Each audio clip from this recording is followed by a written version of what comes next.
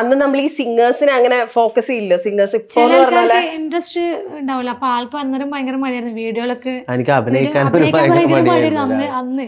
അപ്പൊ ഞാൻ ആ സമയത്ത് പറയും, നിങ്ങൾക്ക് ഒരു പാട്ടെങ്കിലും ചെയ്തുകൂടെ? അന്നേരം മനസ്സിലായി പാട്ട് ആരാ പാടിയത് എന്ന് അറിയണമെങ്കിൽ അവരെ തന്നെ ചെയ്യുമ്പോഴാണല്ലോ കൂടുതൽ ആൾക്കാരിലേക്ക് എത്തുക. ആ പാട്ട് അത്രയും ഇതായിരുന്നു. കാരണം ഒരു കോളേജ് ക്യാമ്പസിലൊക്കെ നല്ലൊരു തരംഗായ ഒരു പാട്ടാണ്, എല്ലാവരും ഡയലക്ടോണും അതൊക്കെ. പക്ഷെ പാടി ആരാണെന്നുള്ളത് ആർക്കും അറിയില്ലായിരുന്നു ആ സമയത്ത്.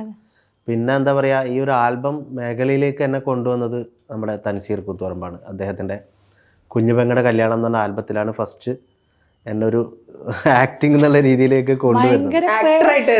അഭിനയിക്കാൻ വേണ്ടിട്ട് നിങ്ങളെ കൊണ്ട് പറ്റും എന്നുള്ള രീതിയിൽ എന്നോട് പറഞ്ഞേട്ടാ, എന്നോട് പറഞ്ഞു നിങ്ങളെ കൊണ്ട് എന്തായാലും പറ്റും. ആ രീതിയിൽ ഞാൻ പറഞ്ഞു